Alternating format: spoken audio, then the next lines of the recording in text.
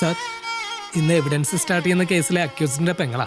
ഓ, കേസിന്റെ ഡീറ്റെയിൽസ് വല്ലതും പഠിപ്പിച്ചു കൊടുത്തോ? രാജൻ എന്ന് പറയുന്നത് നിങ്ങളുടെ സഹോദരൻ, കൊല്ലപ്പെട്ടു എന്ന് പറയുന്നത് വിലാസിനെ. Am I right? എന്തുട്ട്? അല്ല, നിങ്ങളുടെ സഹോദരനായ രാജൻ കൊല്ലപ്പെട്ടു എന്ന് പറയുന്ന വിലാസിനിയുമായി വഴക്കുണ്ടാക്കുന്നതോ ദേഹോദ്രവം ഏൽപ്പിക്കാൻ ശ്രമിക്കുന്നതോ ടിയാൻ കൊല ചെയ്യുന്നതോ നിങ്ങൾ കണ്ടിട്ടില്ല. അതിനവനെ ആരും കൊന്നിട്ടൊന്നുമില്ല സാറേ. അതന്ന് ശരിക്കും അബദ്ധത്തിൽ പറ്റിയിട്ടുള്ള ഒരു കാര്യമാണ്.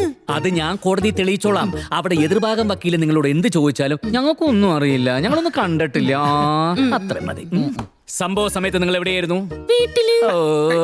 ചേച്ചി, നിങ്ങൾ ആ സമയത്ത് നിങ്ങളുടെ ഭർത്താവുമായിട്ട് സിനിമയ്ക്ക് പോയിരിക്കായിരുന്നു. ഏത് സിനിമയ്ക്ക്? പിണ്ണാക്ക്. അങ്ങനെ ഒരു സിനിമ ഉണ്ടോ? എടോ, അങ്ങനെ സങ്കല്പിക്ക്.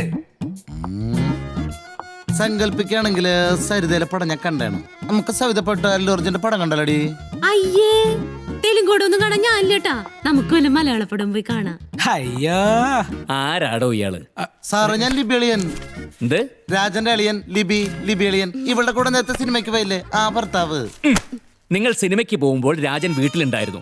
സിനിമ കഴിഞ്ഞ് തിരിച്ചു വരുമ്പോൾ വിലാസിന് കുത്തേറ്റ് വീടിന് മുമ്പിൽ കിടക്കുന്നതാണ് നിങ്ങൾ കണ്ടത്. ഇതിൽ കൂടുതൽ ഒന്നും അറിയില്ല, മനസ്സിലായ?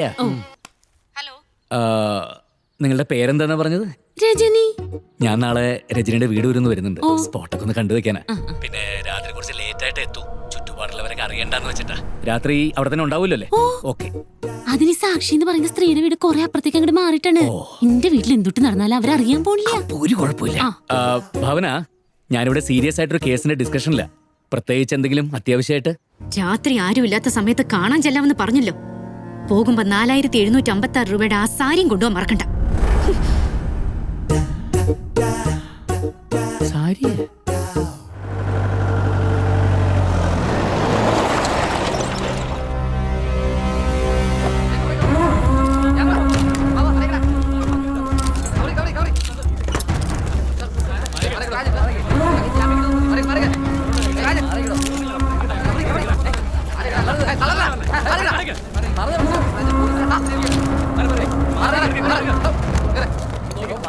ഞാൻ പറഞ്ഞു തന്ന കാര്യങ്ങളൊക്കെ ഓർമ്മയുണ്ടല്ലോ. ഇനി നീ കരഞ്ഞ സീനാക്കല്ലടി. ഈ വക്കീൽ സാറിനെ പുല്ല് പോലെ ഇറക്കി തരില്ലേ? ഇല്ല സാറേ, രാവിലെ തന്നെ വിട്ടൂല്ലേ?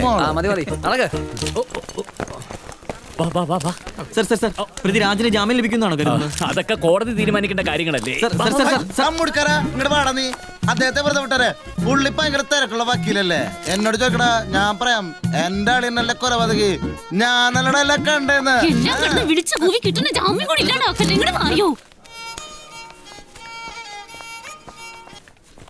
സാർ, എന്താടോ? എനിക്കൊന്ന് വീട്ടിൽ പോകണമായിരുന്നു. ഈ നേരത്തോ? അല്ല, ഒരു കല്യാണം ഉണ്ടായിരുന്നേ. അതിനുവേണ്ടി വൈഫിന് വാങ്ങിയ സാരി വീട്ടിൽ ചെന്ന് നോക്കിയപ്പോഴാണ് ഡാമേജ് എന്ന് അറിഞ്ഞത്. ഞാൻ അതിന്റെ ബില്ലാണെങ്കിൽ എവിടെ വെച്ച് മറക്കുകയും ചെയ്തു.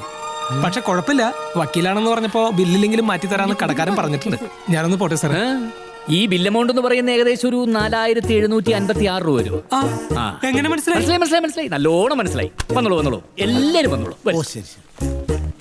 നീ ഇതെവിടേക്കാ പോകണേ? നടക്കും മനുഷ്യ.